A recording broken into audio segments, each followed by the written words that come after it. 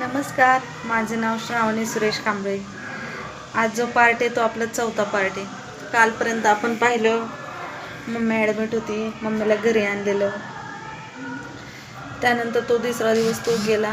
तिसऱ्या दिवशी सकाळी सावडायचा विधी आहे, तो विधी झाला। त्यानंतर जे पाहुणे रावळे ते सगळे विधी आटपल्यानंतर जे ते आपल्या घरी गेले।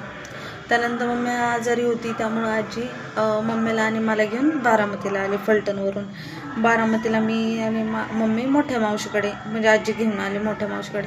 मग 3 दिवस माझे खूप हाल झाले होते, रडत होते मी। खाणंपिणं वगैरे व्यवस्थित नसेल, मम्मी आजारी, मग मला जास्त किरकिर करत होते। तर मग तिसऱ्या दिवशी मोठ्या मावशीच्या इथं आलो आम्ही। मग मोठ्या मावशीने पाणी ठेवलं, कडक कडक पाण्याने मला आंघोळ घातली, मालिश केली, मला झोळी बांधली आणि मला झोळीत झोपवलं। तो दिवस गेला। मग दुसऱ्या दिवशी आला, मला थोडासा ताप होता, तरी पण मम्मीने मला थोडंसं औषध दिलं बारामतीत आणि आम्ही बसमध्ये निघालो। बसमधून पुण्याला चाललो होतो, बारामतीवरून मोठ्या मामाने पुण्याला बोलवलं होतं।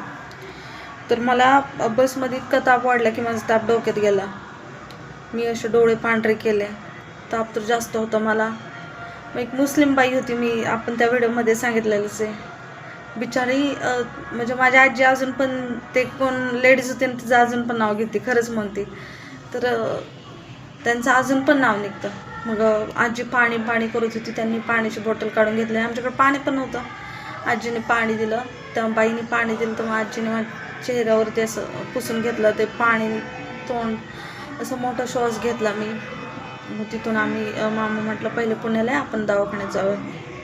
ठीक आहे, तिथपर्यंत नंतर जे मला यांचा राग आहे, राग कोणाचा आहे, मला आजीच्या ज्या बहिणी आहेत, म्हणजे माझी आजी धरून आजी 2, 3, 4 बहिणी त्या, पण जास्त करून ना एक बहीण तिचं काही निंबळकला राहते, पण तिचं काही नाही। पण एक मेघ आहे, मेघा रणदिवे, ती राहती ह्याला राजुरीला।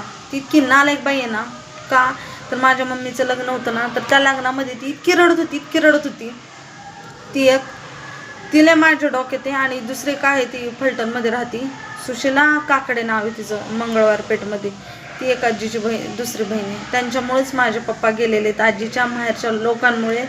आणि अजून काय काय त्यांनी केलेलं आहे ते मला सगळं काही सांगायचं आहे। तर प्लीज नवीन असेल तर माझ्या चॅनलला सबस्क्राईब करा, लाईक करा, शेअर करा, आणि तुमचा सपोर्ट मला असंच राहू द्या, कारण अजून खूप काही मला सांगायचं आहे। 28 वर्ष झालं मी स्ट्रगल करते ह्या लोकांसोबत। धन्यवाद।